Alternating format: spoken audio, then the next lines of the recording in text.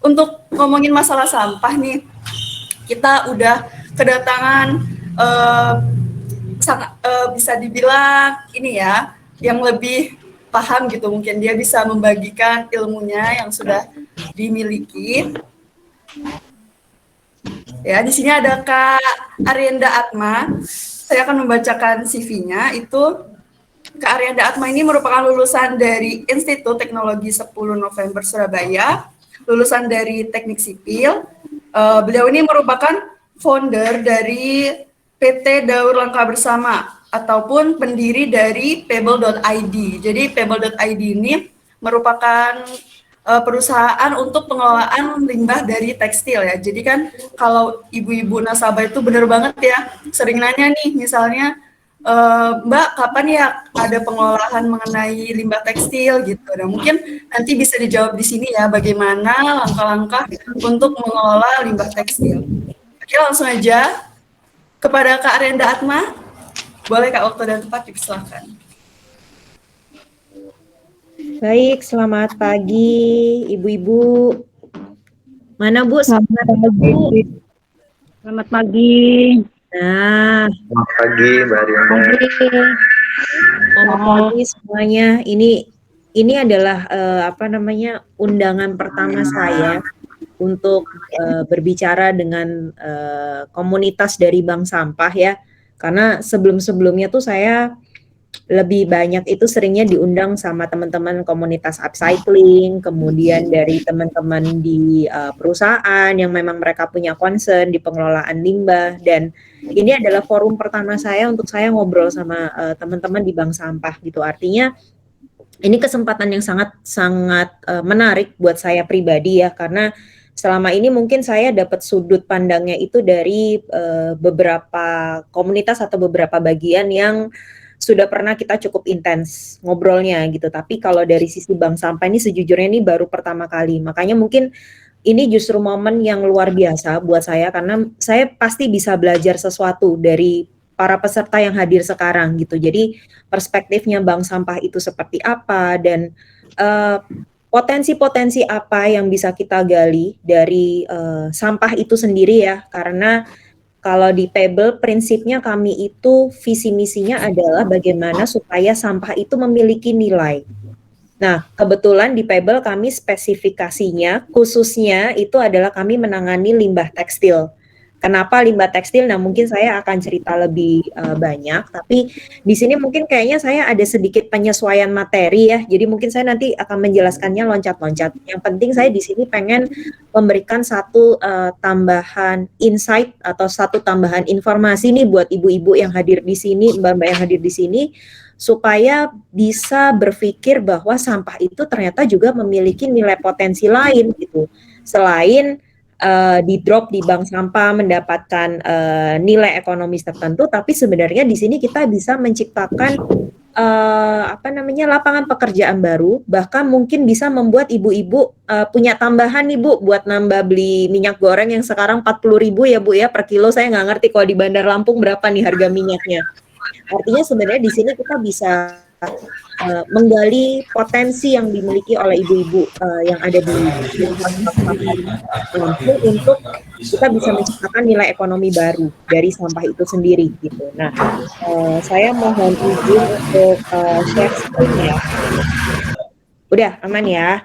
Oke, baik, ini saya dari Pebble Bu, nama saya Atma, mungkin lebih singkatnya dipanggil Atma aja daripada Arienda, nanti belibet namanya cukup pelafalannya cukup sulit. Jadi Pebble kalau di sini Ibu lihat bahasa Inggrisnya itu visi misi kami adalah made to be made again. Artinya kalau dalam bahasa Indonesia itu sesuatu yang telah dibuat atau sesuatu yang sudah menjadi barang itu ternyata bisa dikelola untuk menjadi barang baru lagi.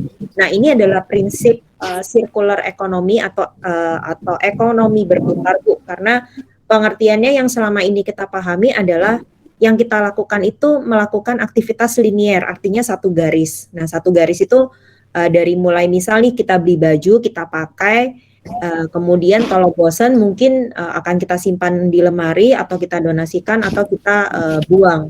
Nah, konsep kita beli makanan pun itu adalah konsep linear. Jadi kita beli bahan bakunya, kita masak, kemudian kita makan, sisanya dibuang. Nah, proses dari membuang inilah yang akhirnya membuat sampah-sampah itu menjadi menumpuk sekarang. Karena tidak adanya upaya untuk membuat supaya sampah-sampah ini bisa sedikit lebih panjang hidupnya ya. Jadi tidak langsung setelah dikonsumsi dibuang, tapi kita harus gimana caranya ini supaya sampah-sampah itu semakin memiliki nilai dan semakin lebih panjang kita menggunakannya, sehingga pada saat mungkin masa pakainya hanya 1 hari atau 1 bulan atau 1 tahun untuk pakaian, kita bisa memperpanjangnya menjadi 5 tahun. Artinya potensinya untuk dia lebih cepat berakhir di tempat sampah itu bisa kita hentikan sejenak gitu. Nah, kalau kita bicara spesifik di tekstil ya Bu ya, atau di pakaian, sebenarnya ujung-ujungnya itu banyak sekali artikel-artikel yang muncul bahwa industri pakaian sendiri itu pun adalah salah satu industri yang terkotor di dunia gitu, karena kita bisa melihat banyak sekali hal-hal negatif sebenarnya yang muncul dari industri pembuatan pakaian. Contohnya mengeksploitasi tanaman katun. Jadi tanaman katun itu juga merupakan salah satu unsur tanaman yang sangat penting untuk membuat pakaian. Tapi pada satu titik tanaman katun ini pasti akan mengalami penurunan gitu. Artinya penurunan kualitas, penurunan kuantiti juga, sehingga pada satu masa tanaman katun ini akan habis. Nah, padahal tanaman katun sendiri adalah merupakan salah satu tanaman yang ramah lingkungan gitu. Artinya pakaian yang dibuat dari 100% katun itu dia akan lebih mudah diurai oleh alam kita gitu. Tapi karena tanaman katunnya sendiri pun memiliki masa tertentu di mana dia akan habis karena dikonsumsi terus-menerus, tentu saja ini menjadi satu isu baru. Nah, isu lainnya adalah hobi kita nih, ibu-ibu biasanya, bapak-bapak sih kalau belanja diam-diam, tapi sekalinya beli bisa 2, sekalinya beli bisa 5 gitu kan. Kalau ibu-ibu nunggu sampai dapur aman baru belanja gitu kan. Nah, overconsume ini atau kita belanja berlebihan ini adalah sekarang yang salah satu masalah yang ada di depan mata Bu. Termasuk tadi sudah disinggung, ini kita punya baju-baju nggak kepake di rumah, kira-kira bank sampah bisa nampung nggak? Nah, itu nanti kita akan urai lebih dalam ya Bu ya. Semoga perspektifnya pun berubah gitu, tidak lagi mengandalkan bank sampah untuk menerima nih sampah-sampah dari rumah kita, tapi kita juga harus berpikir kreatif bagaimana kita bisa mengelola sampah di dalam rumah kita sendiri, terutama di pakaian ataupun barang-barang yang basicnya berbahan kain di rumah ibu-ibu sekalian gitu. Nah, kalau ini saya uraikan secara data ya Bu ya. Jadi ini adalah data timbunan sampah kain di Indonesia. Kalau kita lihat di bagian yang sebelah kiri yang bulat-bulat ini, sebenarnya kecil sih Bu. Kita itu kalau bicara sampah kain itu cuman di 2,6%. Tapi begitu dihitung, angkanya itu potensinya di 1,7 juta ton per tahun. Dan itu besar sekali gitu. Dan sedangkan kita lihat di angka yang sebelah kanan ini, potensi terbesarnya itu ternyata justru dari manusianya sendiri nih, yang menghasilkan sekitar 1 juta ton sampah pakaian setiap tahunnya. Jadi ini angka yang sangat besar. Padahal kalau kita urai lebih dalam lagi, di Pulau Jawa sendiri untuk bank sampah yang aktif untuk menyortir pakaian-pakaian ini pun saya juga masih belum yakin apakah itu sudah merata apa belum. Dan saya juga belum mengecek lebih lanjut di lapangan setelah dipilah limbah-limbah pakaian itu kemana. Nah, itu saya belum urai gitu, karena beda ya Bu ya kalau di tekstil atau di pakaian sama dengan di plastik gitu. Kalau di plastik mungkin nilai ekonominya sekarang lebih jelas.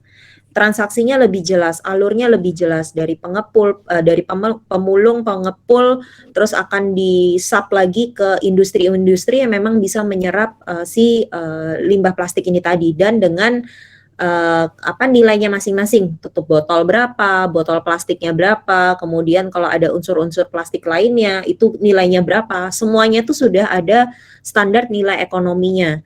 Nah, sedangkan kalau di tekstil itu belum ada gitu, sehingga bisa dikatakan kalau kami dari Pebble membutuhkan limbah tekstil spesifik tertentu, kami memang harus membeli dengan harga yang suka-suka nih, tergantung bapaknya. Kalau hari ini butuh duit gitu ya Bu ya, harganya bisa per kilo sangat mahal gitu. Atau kalaupun memang ternyata materialnya sedang berlimpah, harganya bisa sangat murah. Nah, ini akan memiliki dampak yang tidak baik ya secara bisnis untuk pengelola-pengelola seperti kami gitu. Artinya berarti harga itu akan menjadi tidak merata dan output yang dihasilkan pun akhirnya harganya akan mengikuti harga bahan baku yang juga tidak merata ini tadi gitu. Nah, sedangkan isu lain nih yang sering kita dapatkan adalah ketika suatu daerah mengalami bencana. Ketika mereka mengalami bencana seperti yang baru terjadi di Lumajang pada saat erupsi Gunung Semeru kemarin, berbondong-bondong semua orang berdonasi pakaian gitu. Padahal belum dicek nih lebih lanjut di lapangan apakah korban-korban bencana ini membutuhkan donasi pakaian yang seperti apa gitu. Bisa jadi ya Bu ya, saya ngirimin rok mini ternyata yang nerima adalah ibu-ibu berhijab misal seperti itu kan nggak kepake ya. Dan ini adalah penumpukan yang selalu terjadi di lokasi bencana, dan bencana Palu terjadi hal yang sama, bencana di Lumajang terjadi hal yang sama. Artinya di sini itu ada informasi yang tidak seragam di masyarakat kita, bahwa sebenarnya alur pendistribusian pakaian donasi itu tidak seperti ini. Karena ini sama aja kayak kita mindahin sampah di dalam rumah kita ke rumah orang lain kan. Nah, inilah yang terjadi gitu. Padahal harusnya kita tidak bisa melepaskan tanggung jawab atas pakaian-pakaian kita atau sampah-sampah kita seperti ini gitu. Nah, ini adalah hierarki Bu. Jadi ini adalah zero waste hierarki kalau di di limbah. Ini adalah dari pengalaman setelah saya juga ngobrol dengan berbagai macam komunitas, berbagai macam stakeholder juga, berbagai macam pihak. Kami merumuskan gitu bahwa sebenarnya hierarki untuk kita menciptakan zero waste itu ada beberapa tahapan. Yang pertama, kita sebelum membuang atau kita sebelum mengkompos sampah-sampah kita, ada tahapan yang namanya rethinking atau redesign. Artinya kita mesti mikir lagi nih, saya punya satu baju yang bolongnya mungkin hanya kena sundutan rokok gitu. Nah, apakah itu harus langsung dibuang? Apakah itu harus langsung didonasikan? Rasanya tidak. Kita bisa sesimpel potong bagian yang bolong tadi, kita potong bagian yang masih bagus dan bisa dijadikan lap. Nah, itu adalah salah satu tahapan di rethinking atau redesign. Artinya kita mengubah desain dari satu barang tertentu menjadi desain baru dan punya nilai fungsinya lagi gitu. Itu pertama. Kedua, kita ada poinnya namanya reduce atau kita harus mengurangi konsumsi yang kita lakukan gitu. Artinya konsumsi dalam hal makanan, misal kita belanjanya jadi lebih rapih nih, bahan-bahan apa saja yang kita butuhkan sehingga tidak ada sampah makanan. Atau untuk pakaian pun juga sama, kita beli sebutuhnya aja.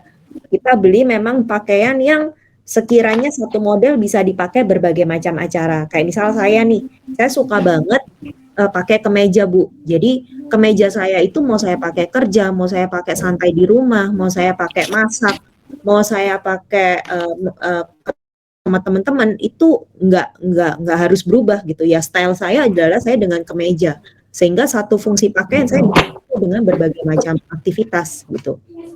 Kemudian reuse atau digunakan kembali, ini biasanya banyak dilakukan oleh teman-teman di komunitas upcycle. Kalau ibu-ibu tahu, jadi komunitas upcycle itu sebenarnya konsepnya sama dengan konsep di rethinking. Artinya mereka menerima nih menerima baju-baju bekas, kemudian mereka akan sortir mana yang layak dan tidak layak. Yang layak dijual kembali, yang tidak layak itu biasanya dipotong-potong lagi Bu. Dipotong-potong lagi, bisa jadi karpet, bisa jadi boneka, dan macam-macam gitu. Nah, menurut saya ibu-ibu di komunitas ini pun bisa menerapkan konsep upcycle ini. Artinya sebenarnya konsep upcycle ini bisa memiliki banyak fungsi. Satu, kita bisa mengurangi tumpukan sampah kita. Kedua, bisa menghasilkan sebuah produk yang memiliki nilai ekonomi. Ketiga, produk tersebut pun bisa dijual dan memberikan peluang ekonomi tambahan untuk ibu-ibu yang ada di sini. Gitu. Artinya sebenarnya ini tinggal mau berkreasinya seperti apa nih yang mau kita lakukan gitu. Nah, kemudian tahapan berikutnya ada di recycling atau kompos. Artinya ini adalah porsinya Pebble nih di sini. Kami mendaur ulang sampah-sampah tekstil.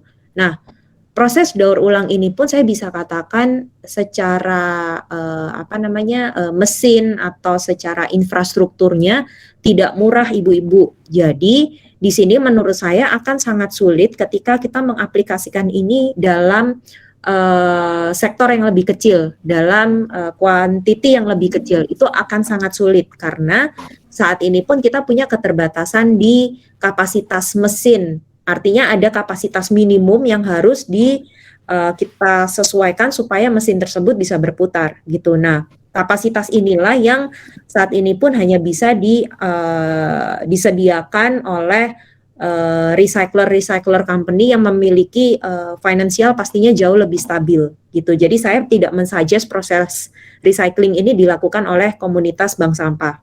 Nah, kemudian setelah didaur ulang sebenarnya yang dihasilkan tuh apa sih? Yang dihasilkan itu adalah materi baru atau materi terbarukan atau materi kedua setelah proses daur ulang ini dilakukan.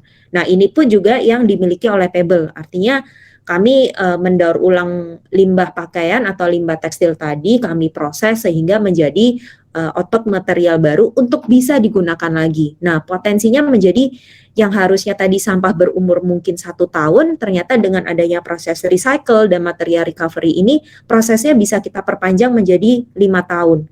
Nah, seperti itu. Jadi kita konsepnya adalah memperpanjang nilai masa pakai dari sampah-sampah kita. Nah, tidak lupa adalah dari proses material recovery ini tentu saja ada residu atau sampah yang dihasilkan. Tetap ada sampah, Bu, yang dihasilkan karena proses-proses ini pun saya yakin tidak bisa semuanya 100% bersih dari limbah. Tapi kita berusaha untuk meminimalisir potensi residu yang muncul. Nah, sejauh ini kalau di Pebble, residu yang muncul kalau dari sampah-sampah perca itu kami sekitar 1-4%. Tapi kalau kita mengelola limbah pakaian, residunya lebih besar lagi. Bisa mencapai 20-30%. Nah, residunya kalau dari pakaian tuh munculnya di mana sih? Munculnya tuh di kancing, resleting, label. Nah, itu adalah material-material yang tidak bisa kami daur ulang. Sehingga itu tetap menimbulkan potensi sampah yang saat ini pun kancing-kancing resleting yang kami kumpulkan itu masih kami simpan gitu. Artinya itu masih bisa dimanfaatkan kembali. Kancing-kancingnya pun masih dengan kondisi yang sangat bagus. Sebenarnya kalau mau dipakai, saya suka jahit kemeja saya pakai kain Pebble. Kancingnya itu saya pakai dari kancing-kancing sisa yang saya kumpulkan dari sortir pakaian ini tadi gitu. Nah, kemudian yang terakhir adalah unacceptable material atau material-material yang akan muncul lainnya yang mungkin belum bisa kita pikirin sekarang solusinya apa gitu, yang artinya di sini sebenarnya jadi PR semua orang nih buat mikirin kira-kira apa sih yang bisa kita lakukan di sampah atau residu terkecil yang saat ini mungkin belum ada solusinya gitu. Nah, ini Pebble, jadi artinya kami yang tadi saya sudah cukup banyak jelaskan, Bu. Gambar di samping ini adalah proses sirkular nih, ekonomi sirkular. Dia akan terus berputar dari sampah diproses di recovery atau didaur ulang, kemudian akan menjadi kain baru kalau di Pebble dan bisa didesain lagi menjadi barang baru sehingga prosesnya pun terus berputar gitu. Nah, ini proses yang kami lakukan. Fasilitas kami, Bu, jadi berupa potongan-potongan perca dari sisa-sisa garment ini kami kumpulkan, kemudian kami cacah, kami proses. Nah, ini kemudian menjadi fiber atau seperti dakron ya Bu ya, seperti kapas gitu. Terus kemudian kami pintal jadi benang, benang kami tenun menjadi kain, dan ini adalah kain dari sampah tekstil, Bu. Jadi warna-warna ininya, warna-warna kain kami itu pun juga dari warna sampahnya. Jadi tidak memproses ada pencelupan pewarnaan dan sebagainya, itu kami tidak menggunakan. Jadi artinya air yang potensi limbah air di fasilitas kami itu bisa dikatakan zero, tidak ada gitu. Nah, poinnya adalah di sini kita bisa menciptakan sebuah objek baru yang melebihi nilai ekonomi, nilai budaya dan sosial, terutama ketika kita mengangkat nilai esensi dari sampah. Nah, ini adalah output dari olahan sampah kami, Bu. Jadi fiber ini ini sebenarnya sudah bisa menjadi materi yang bisa kita gunakan. Contohnya ini bisa dijadikan pengisi untuk bantal, untuk boneka, untuk tas biasanya itu bisa Bu menggunakan fiber kami. Kemudian ada benang, kemudian benang ini pun kami tenun menjadi kain. Nah, selain itu di Pebble, nah ini karena kami itu bergeraknya itu sebenarnya ini saya sih Bu, saya tuh pengen banget apa yang saya lakukan itu memiliki dampak untuk orang lain, tidak hanya untuk lingkungan ya. Saya pengen apa yang saya lakukan tuh punya arti buat orang lain. Makanya saya membangun bukan membangun ya, saya mengajak satu desa di Pasuruan, Jawa Timur. Basicnya mereka penenun Bu, mereka penenun tapi seiring berjalannya waktu profesi penenun ini menjadi semakin berkurang. Dan kalau dari foto sebelah kiri yang Ibu-ibu lihat, ini sebenarnya satu gudang Bu, mesin tenunnya itu ada sekitar 40. Tapi sekarang yang aktif mesin tenunnya tuh hanya 3. Artinya berarti di sini saya punya satu isu sosial di desa saya bahwa potensi dari profesi penenun ini berkurang sangat drastis. Satu. Kedua, mungkin dari profesi penenun ini pun mereka juga tidak lagi percaya atau tidak lagi yakin bahwa produk hasil olahan mereka tuh memiliki nilai ekonomi yang sebenarnya sangat bagus gitu. Nah, itu yang menjadi dasar saya bahwa Pebble kalaupun harus bertumbuh, dia harus bertumbuh bersama dengan desa binaan yang saat ini kami kelola gitu. Artinya Pebble-nya happy gitu ya Bu ya, penenun-penenun di desa kami pun juga harus merasakan happy yang sama gitu. Nah inilah tujuan kami juga salah satunya di sepanjang tahun 2020 sampai 2021 tuh kami baru memiliki 4 penenun Bu yang tergabung bersama kami, tapi dengan adanya penenun ini pun kami bisa meningkatkan produktivitasnya sampai 18%. Artinya 18% ini pasti akan berdampak pada nilai ekonomi yang mereka dapatkan gitu, dan juga akan berdampak pada nilai sosial di keluarganya mereka gitu. Nah ini adalah salah satu misi dan pencapaian yang harus saya jaga Bu, karena di 2022 sampai 2023 target saya bisa menambah nih dari 4 penenun saya bisa tambah ke 12 dan ditambah lagi 5 pengrajin. Artinya saya punya tambahan 13 orang lagi nih di desa untuk terlibat di proses yang dilakukan oleh Pebble. Dan target saya bisa meningkatkan produktivitasnya mereka di angka 46%. Artinya adalah dengan apa yang Pebble lakukan, kami berharap bisa memberikan lapangan pekerjaan baru untuk pemuda-pemuda di desa tenun saya gitu. Karena kebanyakan penenun kami orang-orang yang sudah lanjut usia gitu, dan mereka butuh regenerasi lah Bu ya, butuh generasi selanjutnya untuk tetap menjaga nih yang namanya tenun tuh apapun ini adalah nilai histori dan nilai nilai loyalitas yang harus kita jaga gitu. Nah, ini adalah produk warna olahan kain daur ulang kami. Warnanya cantik-cantik Bu. Percaya ini dari sampah semuanya. Saya tidak ada melakukan proses pewarnaan apapun untuk menghasilkan warna ungu, warna merah. Ini semuanya dari sampah gitu, yang artinya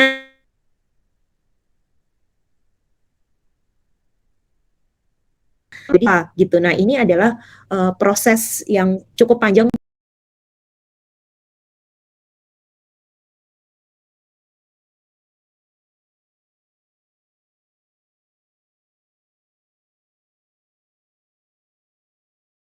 untuk sampai di titik masyarakat bisa menerima kreasi sampah kami gitu. Nah, kembali saya mengingatkan di proses ini adalah apa sih sebenarnya yang bisa dilakukan oleh ibu-ibu bank sampah. Jadi posisinya nanti ibu-ibu di bank sampah itu bisa di posisi ini Bu, di posisi reuse dan di posisi reduce. Artinya kalau kita bicara reduce atau kita bijak membeli atau kita mulai mengurangi konsumsi membeli pakaian, itu bisa dilakukan untuk menghentikan potensi limbah sampah yang semakin menumpuk gitu. Nah, sedangkan di reuse ini adalah posisinya bagaimana nih kita bisa memberikan nilai ekonomi baru atas pakaian-pakaian atau limbah yang sudah dikumpulkan oleh ibu-ibu di bank sampah. Contohnya apa? Nah, anggap saja nih Bu ya, ini ilustrasi dari pakaian-pakaian dari komunitas bank sampah di Bandar Lampung.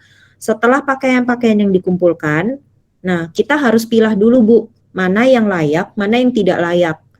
yang layak mungkin bisa didonasikan kepada orang-orang yang membutuhkan. Artinya donasi ini kembali lagi Bu, kita harus mengecek kembali nih kebutuhannya apa, pakaiannya seperti apa, cocok atau tidak untuk mengurangi potensi penumpukan seperti yang terjadi di Lumajang itu tadi. Gitu, sehingga kita memang harus cross check benar-benar donasi sampah kita nih, donasi pakaian kita ini akan kemana, siapa yang menerima, dipakai apa tidak gitu. Kalaupun tidak dipakai ya harus kita simpan dulu Bu, jangan dipaksa untuk harus keluar dulu, karena prinsipnya akan menjadi sampah dari rumah kita akan pindah ke rumah orang lain gitu. Nah sedangkan yang tidak layak itu bisa Ibu berkreasi seperti ini gitu, artinya ini kan cantik ya Bu ya. Ibu bisa tambal sulam, Ibu bisa melakukan proses namanya patchwork nih Bu. Jadi dari potongan-potongan limbah kain yang Ibu kumpulkan mungkin nanti bisa dijahit menjadi satu produk yang memiliki nilai ekonomi yang sangat tinggi gitu. Nah, ini bisa jadi tatakan gelas, kemudian bisa jadi boneka. Dalamnya boneka ini pun juga bisa pakai perca-perca potongan yang kecil-kecil itu tadi Bu. Sehingga bisa sampah-sampah terkecil pun masih bisa dimanfaatkan untuk isinya boneka ini gitu, misal seperti itu. Kemudian tatakan gelas nih hanya pakai 3 jenis warna kain gitu kan, 3 jenis motif. Nah kalau mau yang lebih advance lagi atau yang lebih tahapannya lebih tinggi lagi, dari potongan-potongan perca yang tadi juga tidak terpakai, terus kemudian guntingan-guntingan benang itu sebenarnya bisa dimanfaatkan Bu. Tapi ini memang prosesnya agak sedikit lebih sulit ya. Nah ini mungkin bisa dibantu dari teman-teman di sarjana teknik atau di sarjana sipil gitu. Mereka bisa membantu untuk mencari formula lem seperti apa atau formula lainnya yang bisa menyatukan potongan-potongan dari benang-benang atau sampah-sampah perca yang kita kumpulkan. Dan bisa menjadi satu produk yang sangat menarik loh Bu. Ini nilai ekonominya sangat tinggi. Kemudian bisa jadi dasi, bisa disuplai ke pegawai aparatur sipil negara, misal ayo dari ASN Bandar Lampung gitu untuk mereka mensupport nih aktivitas di ibu-ibu bank sampah mungkin dari kabupatennya atau mungkin dari sektor-sektor BUMD atau BUMN bisa menggunakan dasi dari hasil olahan ibu-ibu bank sampah, misal seperti itu. Nah, kemudian yang tidak layak lagi bisa dirajut lagi nih Bu, jadi keset, jadi jadi karpet. Nah, ini juga punya nilai ekonomi yang sangat tinggi. Terlebih lagi mungkin di sini bisa jadi tas yang pastinya bisa kita gunakan. Artinya di sini sebenarnya potensi dalam pengelolaan limbah tekstil kita tuh sangat beragam Bu, outputnya sangat beragam. Dan memang yang harus kita sadari adalah kita harus membagi nih porsinya atau tugasnya ini siapa saja yang bisa melakukan proses ini. Jangan semuanya dibebankan di satu orang, atau jangan sampai ibu-ibu nih berpikiran, wah saya bisa jadi pengepul, saya juga bisa yang mendesain, saya juga bisa yang jahit, saya juga bisa yang jual. Jangan Bu, gitu. Itu proses yang sangat panjang. Artinya di sini ibu tidak bisa bergerak sendiri. Kalau kita bicara mengoptimalkan sampah ya, artinya di sini harus ada kerjasama tim Bu, kerjasama komunitas.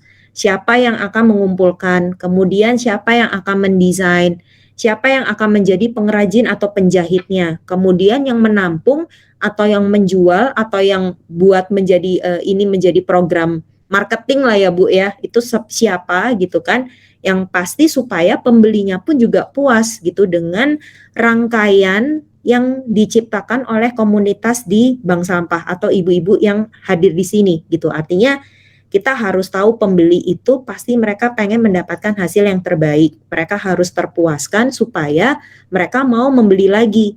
Nah, proses untuk membeli lagi itu adalah proses untuk kita bisa menambahkan kepercayaan diri dan membagi tugas ini sesuai dengan fungsinya masing-masing.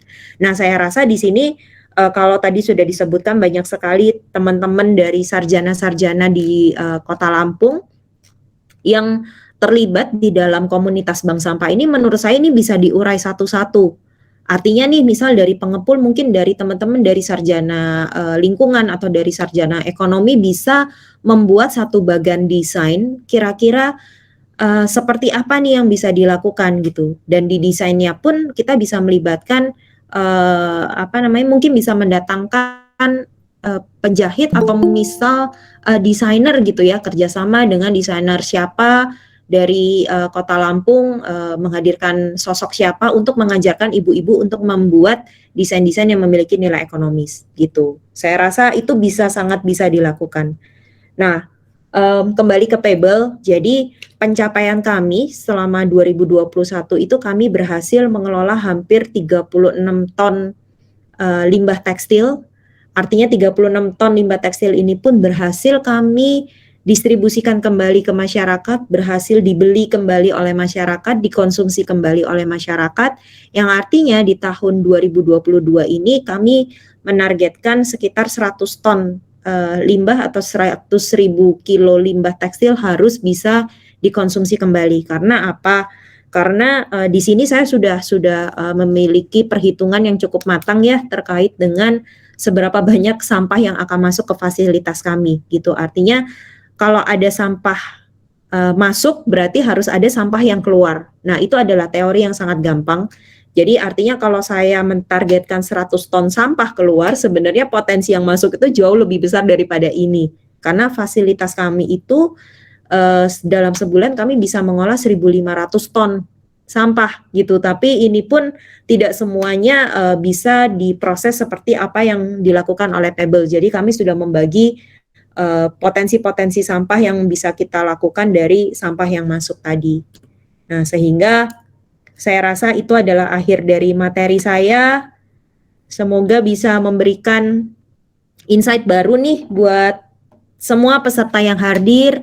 Intinya di sini saya ingin mengajak ibu-ibu dan peserta untuk memikirkan potensi dari sampah itu. Ternyata kalau kita mau berkreasi, kalau kita mau berpikir lebih dalam, melibatkan tidak hanya satu orang saja ya Bu ya, harus bersama-sama nih Bu. Siapa bagiannya siapa, mungkin Bu Salma bagian yang menjahit, Bu Rohela bagian yang mendesain, terus kemudian Mas Agus yang bagian menghadirkan teman-teman dari sarjana-sarjana di universitas di area Lampung gitu kan, untuk memberikan memberikan transfer knowledge Mas, untuk transfer pengetahuan kepada komunitas-komunitas yang saat ini ada gitu. Baik, saya rasa itu dulu, saya kembalikan kepada Mbak Moderator, Mbak Nur Aini. Monggo ibu-ibu kalau ada pertanyaan yang mau disampaikan. Bu Rohela, boleh Ibu dipersilakan. Gimana Bu? Assalamualaikum warahmatullahi wabarakatuh. Waalaikumsalam warahmatullahi wabarakatuh. Ini saya lihat sih ya, sebagian besar itu statusnya sebagai ibu rumah tangga ya Kak ya.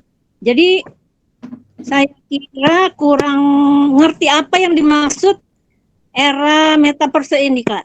Tolong diperjelaskan. Terima kasih ya. Assalamualaikum warahmatullahi wabarakatuh. Nah, Waalaikumsalam warahmatullahi wabarakatuh. Nah, ini sebenarnya juga topik yang sangat berat sih Bu, karena saya sendiri pun juga baru sekali mempelajari metaverse ini gitu. Artinya saya pun juga metaverse itu adalah sebenarnya lebih gampang kalau kita nonton film sih Bu. Itu kayaknya kita lebih bisa paham, oh metaverse ini gitu. Tapi sebelum kita masuk ke filmnya, mungkin metaverse itu bisa dikatakan dunia yang berbeda dengan apa yang kita lakukan sekarang Bu.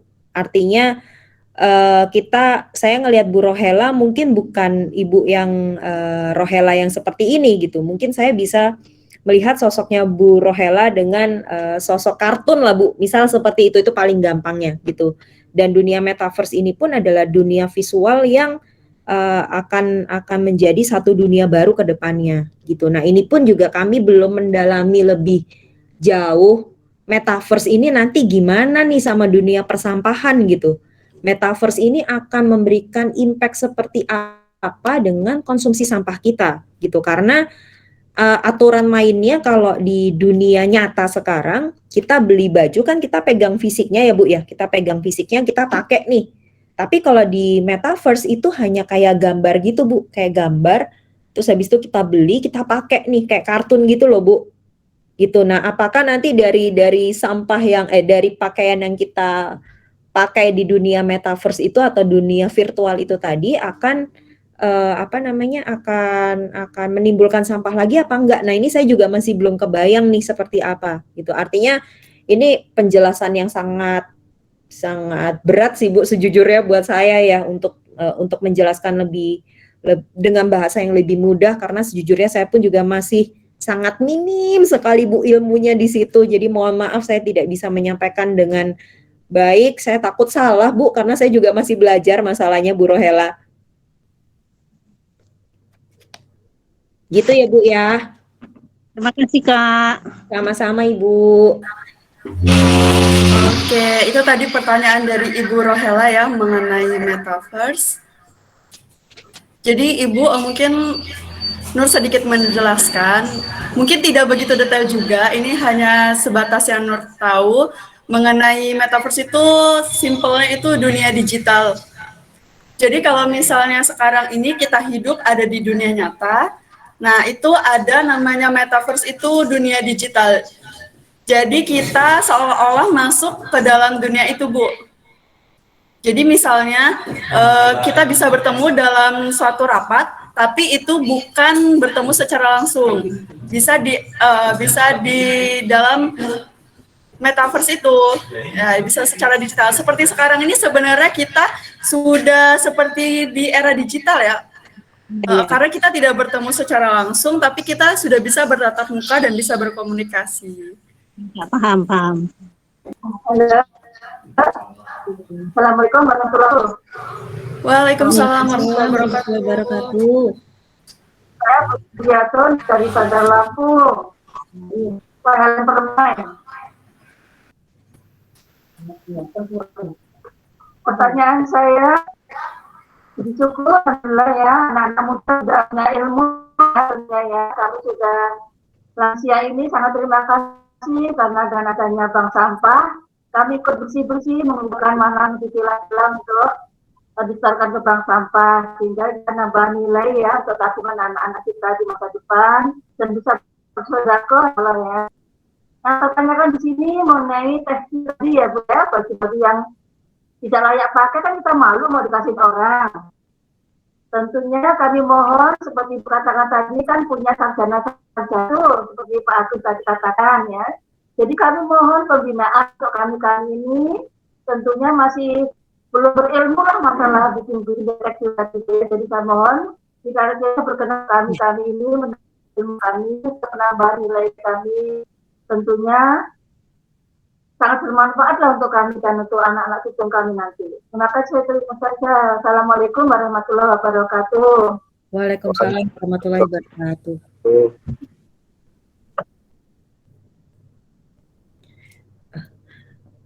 Iya Bu, kalau dari saya mungkin saya akan membantu nih memberikan semangat buat Agus dan juga Nur Aini. Artinya sebenarnya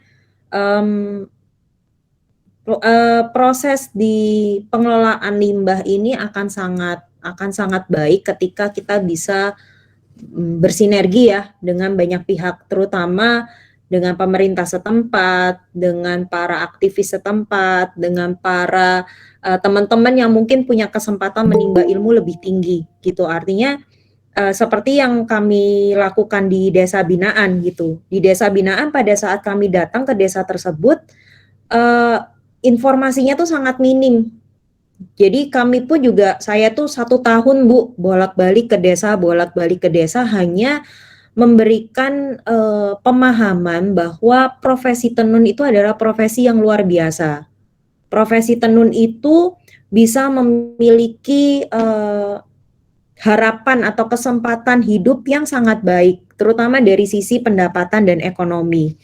Nah, itu yang saya bolak-balik sampaikan gitu. Ayo Pak, ayo Bu, belajar kembali lagi menenun. Yang saya harapkan itu bukan yang kain tenun cantik-cantik itu, enggak kok. Saya cuma butuh Bapak Ibu itu menenun kain polos aja yang Bapak Ibu bisa lakukan. Artinya kapasitasnya itu tidak saya paksakan. Jadi semampunya aja. Oh, mampunya cuma bisa bikin kain polos Mbak, saya tuh bukan penenun kain. Ya udah Bu, nggak apa-apa. Tugas saya adalah saya yang memberikan atau mengenalkan kain tenun Ibu ke para konsumen. Saya yang akan meyakinkan para konsumen untuk membeli hasil tenun yang sudah dilakukan Bapak Ibu.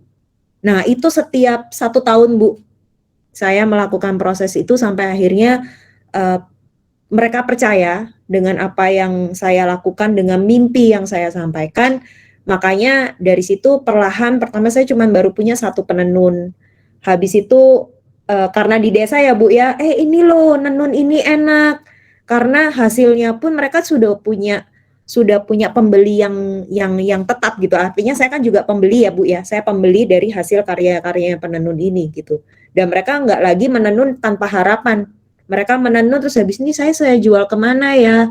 Berapa yang saya dapatkan hari ini? Itu kan nggak jelas ya gitu. Tapi kalau saya selalu bilang saya ini pembeli yang siap membeli berapapun yang Bapak Ibu hasilkan. Artinya tugas saya selanjutnya adalah mengenalkan nih, membawa hasil kain-kain ini dan saya bawa dengan skala yang lebih besar gitu. Nah makanya saya selalu menceritakan saya punya desa binaan dari perusahaan atau dari pemerintah yang datang ke Pebble itu selalu saya bawa ke desa.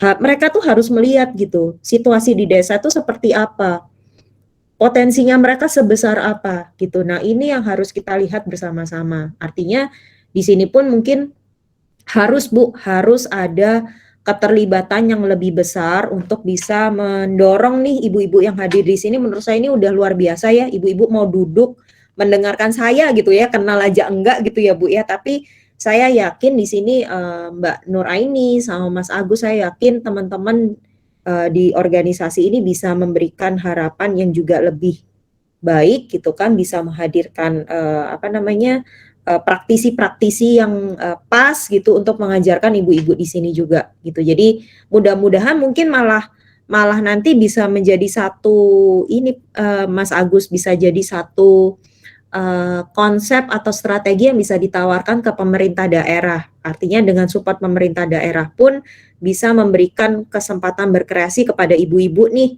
Pemerintah daerahnya aja Mas yang ditodong gitu. Ayo, ada anggaran nggak untuk beli taplak meja misal. Nih ada ibu-ibu di bank sampah, ada limbahnya juga sudah dikumpulkan, dikreasikan, dijahit jadi taplak meja baru. Ayo dikeluarin alokasi dananya untuk membeli taplak meja dari hasil kerja ibu-ibu. Misal seperti itu, Mas. Jadi itu bisa sangat dijembatani dengan program-program seperti itu gitu. Ditodong aja, Mas, yang ada duitnya. Supaya ibu-ibu ini juga punya standby buyer ya, istilahnya pembeli yang udah siap gitu. Dan pasti akan dihargai pun kalau ada cerita di balik itu semua. Baik, terima kasih pada selaku admin hari ini, moderator ya. Assalamualaikum warahmatullahi wabarakatuh. Saya dari Blok S. Saya ingin menanyakan, sekarang ini kan zamannya COVID, jadi di era COVID yang seperti sekarang ini kita memang masih dilarang ya untuk terlalu berkumpul-kumpul rame-rame, masih dilarang ya, walaupun istilahnya sekarang sudah agak bisa kan ya. Sudah agak bisa. Nah, di sini yang ingin saya tanyakan itu bagaimana cara kita mensosialisasikan tentang bank sampah segala macam itu ke ibu-ibu yang mungkin masih di daerah pedalaman segala macam untuk cara kita dengan media seperti sekarang yang tadi dikatakan. Sedangkan kan banyak ibu-ibu yang anggota bank sampah ini mayoritas ibu-ibu masih banyak yang gaptek. Contohnya seperti saya gitu. Jadi nah, yang ingin saya tanyakan bagaimana caranya untuk kita bisa dengan mudah mensosialisasikan tentang bank sampah kepada mak-mak.id-nya ini. Terima kasih. Assalamualaikum warahmatullahi wabarakatuh.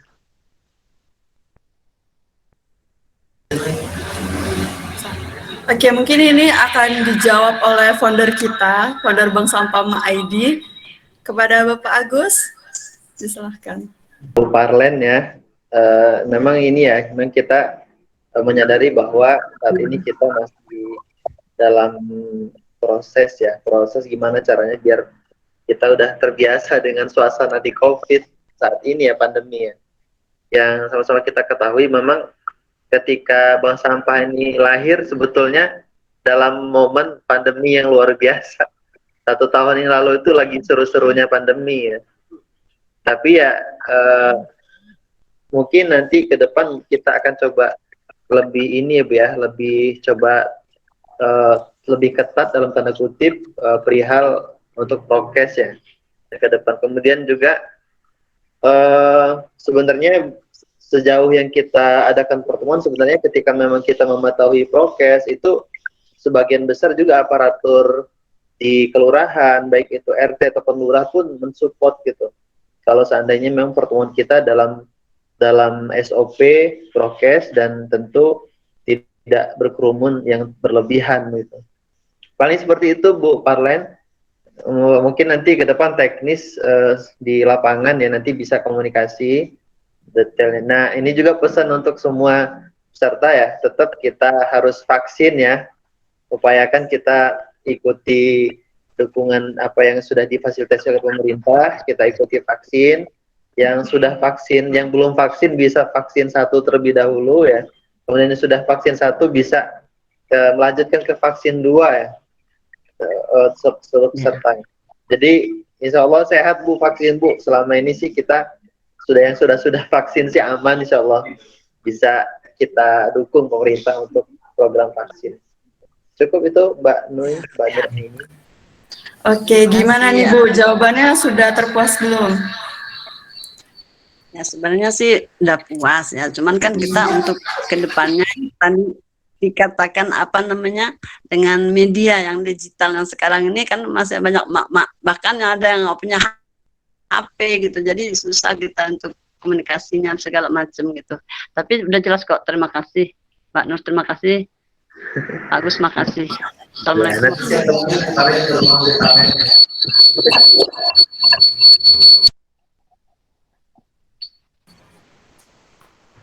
Oke, ada lagi Ibu yang mau ditanyakan? Di chat ada tuh. Kayaknya ada nih di kolom chat.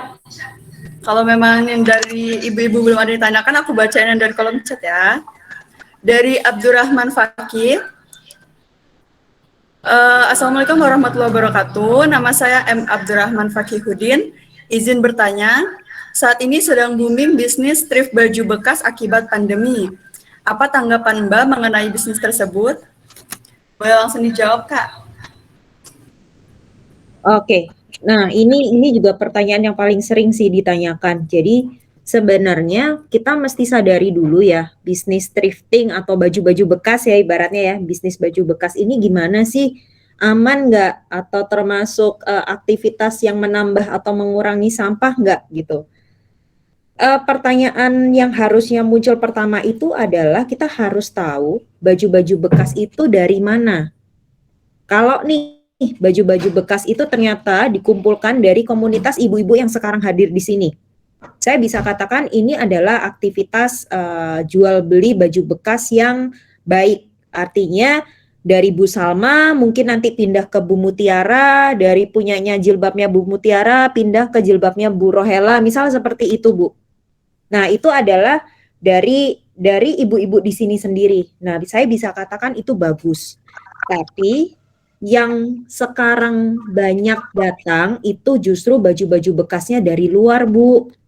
Dari luar Indonesia, dari Malaysia, dari Thailand, dari Korea, dari Jepang. Itu sebenarnya sampah di sana, Bu. Sampah di sana dikumpulkan, dipres, jadi bentuk kotak bal-balan itu, terus diimport masuk ke negara kita secara ilegal. Karena aturan di Indonesia sendiri itu tidak boleh lagi mengimport sampah tekstil, apapun itu. Mau itu perca, mau itu pakaian, tidak boleh.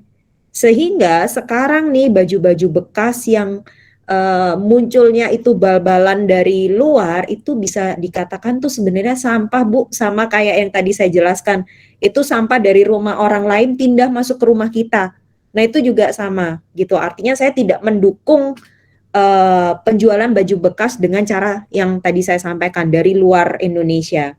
Tapi kalau transaksi ini atau acara ini dilakukan di kalangan komunitas kita sendiri, artinya udah tahu nih, oh ini yang ikut ada Bu Rohela, Bu Salma, Bu Mutiara, ada Mas Agus, Mbak Nur Aini, ada Mas Ahmad, semuanya terkumpul menjadi satu di satu tempat.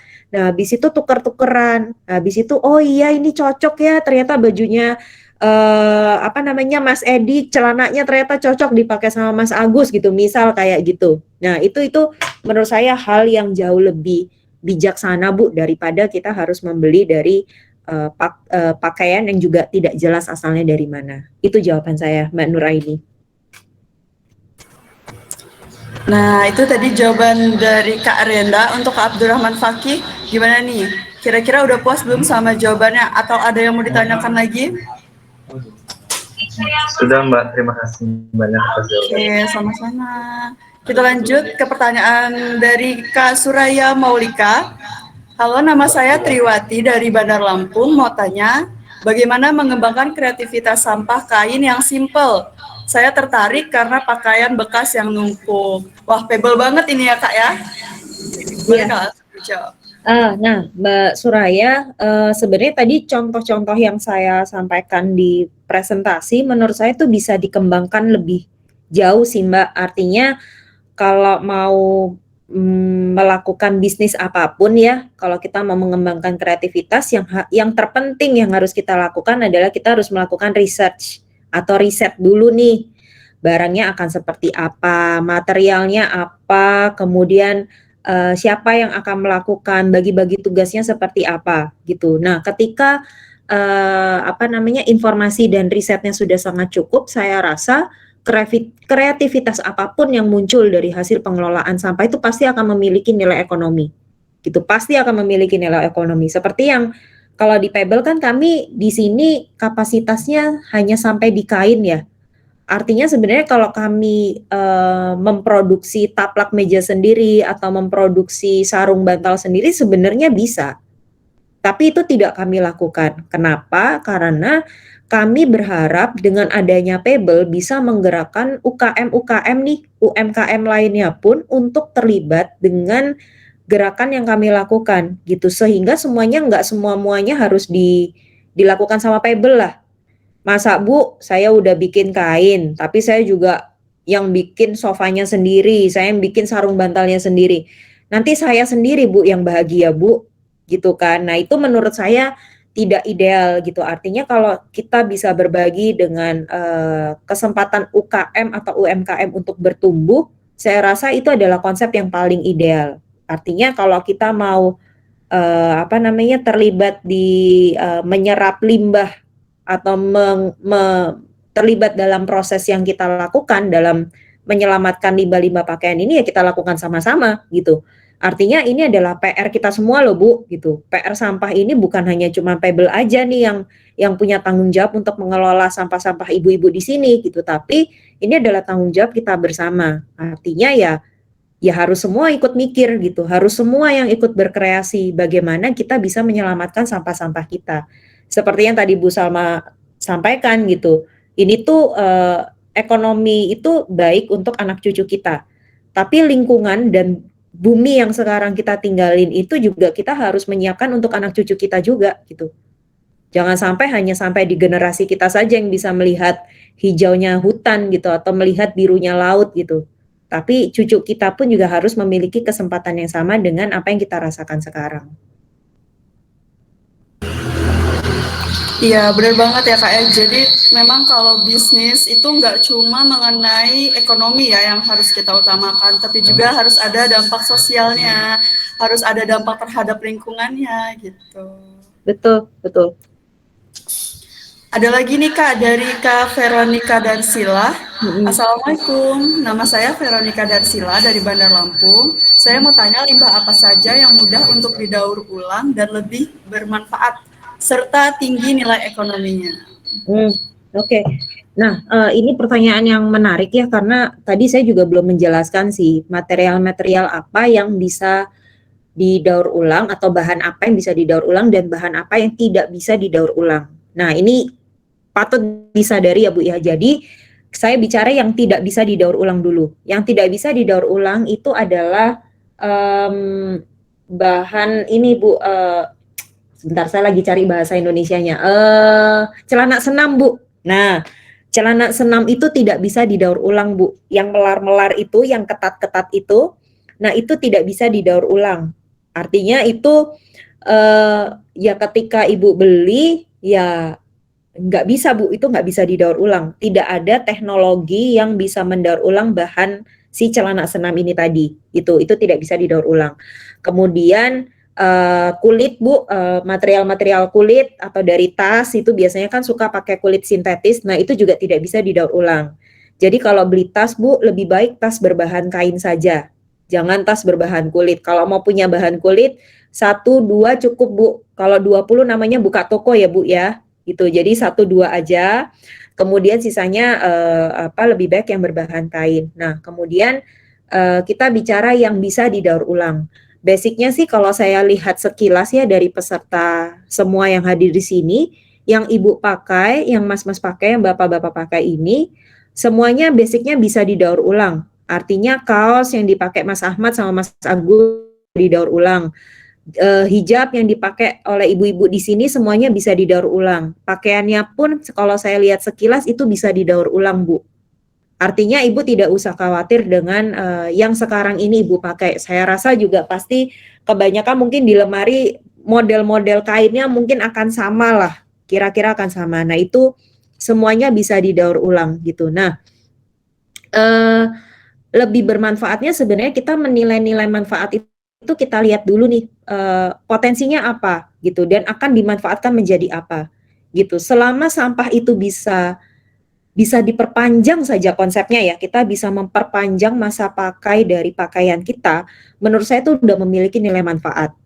Itu satu. Kedua, ketika misal dia punya nilai manfaat plus nilai ekonomi, ketika seseorang atau punya produk yang kita olah tadi memiliki nilai ketertarikan untuk dibeli sama konsumen gitu. Nah, sesimpel ya taplak meja tadi gitu. Misal nih dari ibu-ibu di sini ternyata jilbabnya udah banyak nih yang numpuk gitu kan. Ayo ibu-ibu kita keluarin yuk 1-2 biji jilbabnya kita kumpulin, terus kita lihat lagi nih bisa jadi apa. Misal nih jilbab warna putih, merah, biru, oh dipotong-potong ternyata bisa jadi tatakan gelas. Tapi kan tipis ya Bu ya, jadi kita harus pikirin gimana caranya supaya dia sedikit lebih tebal. Artinya oh berarti kita mungkin ada celana jeansnya Mas Agus misal nggak kepake gitu. Ayo Mas celana jeansnya Mas Agus kita pakai, kita potong nih kotak-kotak celana jeansnya, terus list pinggirnya itu dipakai dari kain dari jilbab yang dikumpulkan oleh ibu-ibu. Nah itu sebenarnya kan kita bagaimana kita bisa berkreasi membuat sampah-sampah atau pakaian-pakaian di rumah kita punya nilai lebih, punya fungsi yang berbeda. Nggak harus semuanya harus jadi pakaian lagi. Gitu sih. Nah, pasti itu juga akan memiliki nilai ekonomi. Ditambah, misal di situ ada ceritanya nih, mungkin bisa ditulis, teman-teman sarjana mungkin bisa membantu untuk mentransformasikan konsep ini. Artinya tinggal ditulis kayak ada tag-nya atau labelnya gitu, ditulis bahwa tatakan gelas ini dibuat dari hasil pengumpulan limbah pakaian di RT 01 RW 05 dan dijahit kembali oleh ibu-ibu setempat. Misal seperti itu. Nah, itu adalah rangkaian cerita yang bisa dijual lebih baik gitu. Artinya konsumen pun tahu gitu. Oh, ini ternyata dibuat sama ibu-ibu di RT 01 RW 05, misal seperti itu. Nah, ini Mas Agus ini PR dari penggagas atau pendiri Bank Sampah supaya bisa mengkonekkan nih menjembatani gitu kan teman-teman di sarjana yang punya kesempatan menimba ilmu lebih baik untuk bisa memikirkan konsep mikroekonomi yang bisa kita lakukan di komunitas ibu-ibu bank sampah ini.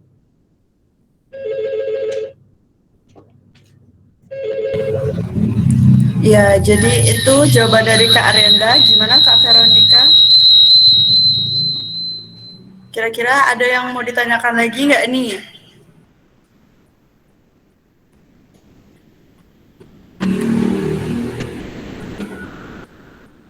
Kalau misalnya nggak ada yang ditanyakan lagi, mungkin dari aku sendiri boleh nanya ya Kak, karena aku benar-benar antusias nih, penasaran banget tentang Fable ini. Jadi pertanyaan aku itu ada 3 ya Kak, nggak apa-apa ya Kak?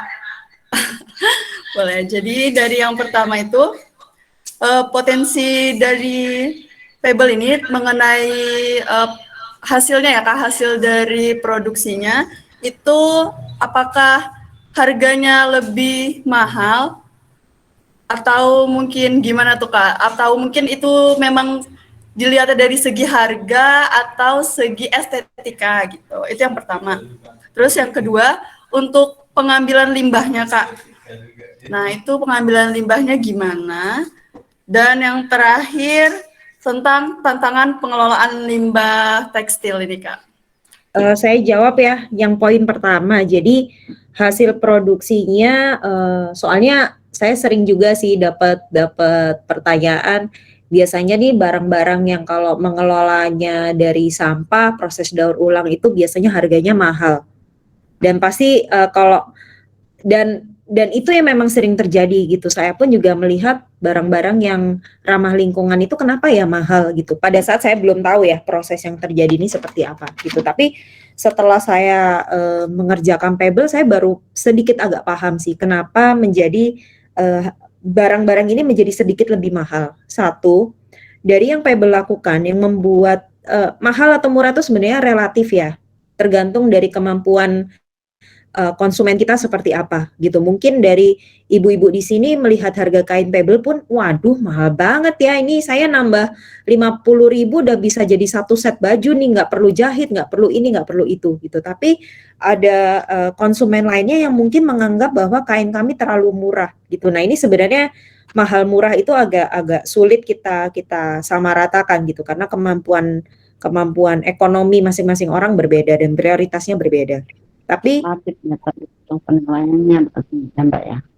kenapa Ibu? Harganya menurut tergantung penilaiannya gimana gitu kan, nilai jualnya jadi Iya. mahal karena ulang tadi, mungkin karena kreasi dari anak-anak muda itu kali ya. Betul Bu. Jadi memang akhirnya yang membuat ini menjadi mahal atau murah, selain kalau di kami sadari adalah proses untuk menjadi barang daur ulang. Artinya konsep daur ulang ini ada proses mesin A, B, C, D, E, terus Dan yang pemikiran ya, pemikiran Kenapa? yang ya itu diperlukan pemikiran yang bagus gitu kan, sehingga jadi barang produksi yang bagus lagi, produk yang bagus lagi. Iya Bu, saya mesti bertapanya lumayan panjang Bu. Jadi sebelum Pebble terbentuk ini sebenarnya udah dari 2016 saya udah mikirin.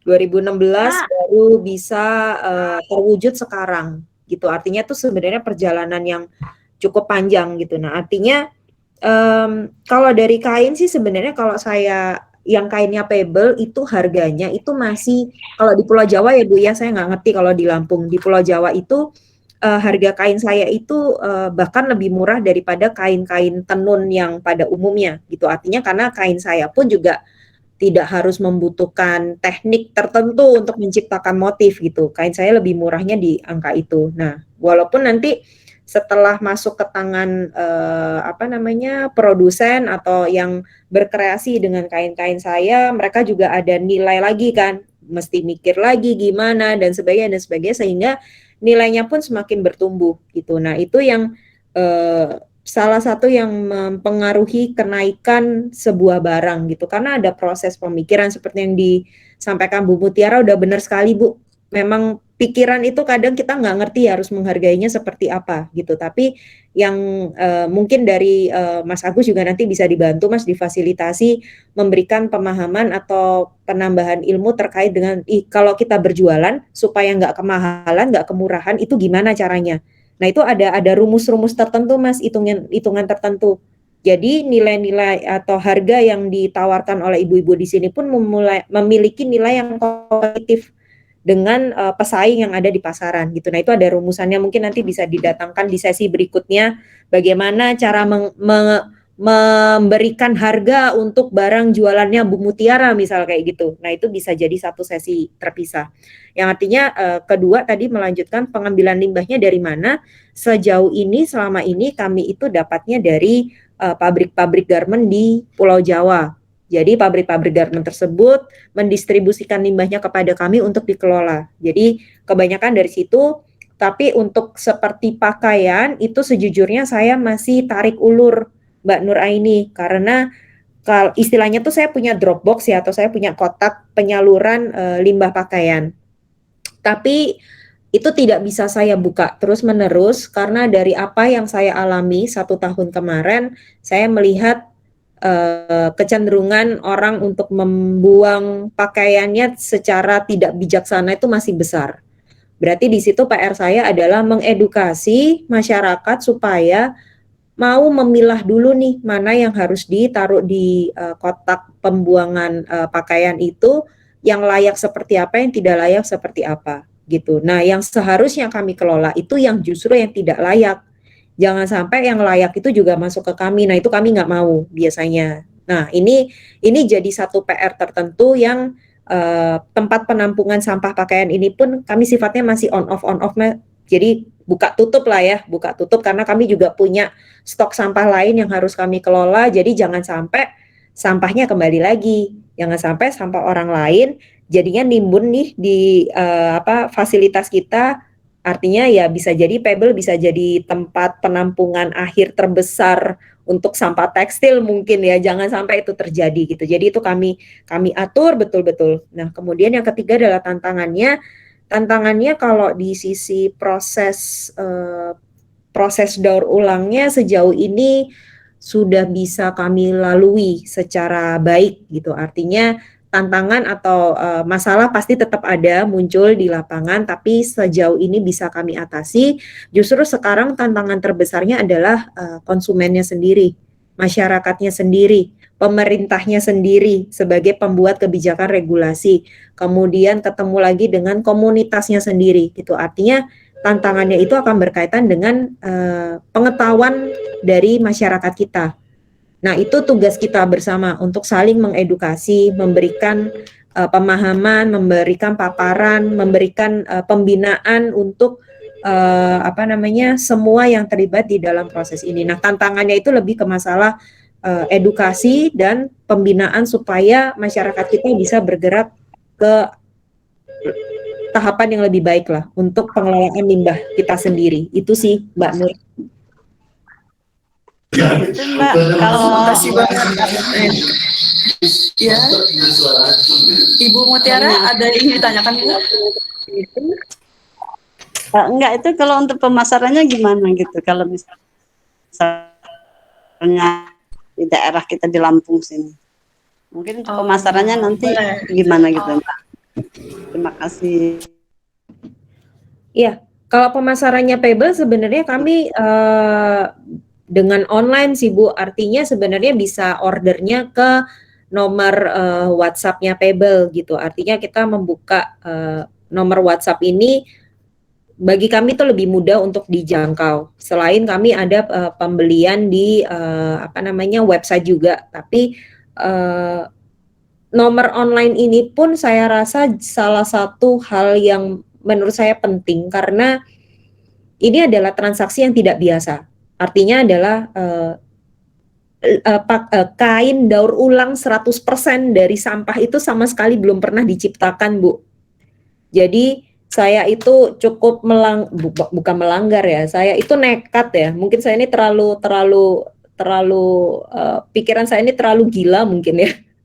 Saya itu terlalu nekat untuk bisa menciptakan kain yang benar-benar 100% dari sampah.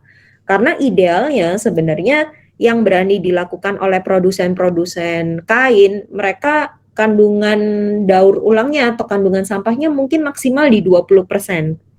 Dan itu banyak dilakukan produsen-produsen di luar, di negara-negara maju, di Eropa, di Amerika, itu mereka kain daur ulangnya itu komposisi sampahnya cuma 20%. 80% itu masih menggunakan bahan yang alami gitu, bahan virginnya seperti katun ya, katun dari tanaman katun dicampur dengan limbahnya. Tapi komposisinya ya limbahnya cuma 20%, tanaman katunnya 80%. Nah, sedangkan yang dilakukan oleh Pebble adalah ya kalau mau ngelihat sampah itu gimana rasanya ya ini gitu. Tapi di sini kita bisa sampaikan bahwa sampah yang kami kelola bukan sampah yang sudah berakhir di TPA ya Bu ya. Sampah yang kami proses itu sampah yang baru keluar dari pabrik. Artinya ini masih bersih, kami proses, kemudian menjadi kain-kain yang sekarang kami jual. Jadi bukan kain yang sudah terkontaminasi. Karena kalau sudah terkontaminasi itu izinnya lebih berat, Bu. Cara pengelolaannya pun juga lebih berat. Sebelum ditutup ya Kak materi dari Pebble ini, mungkin ada closing statement dari Kak Arianda. Ya, pesan saya mungkin yang lebih gampang,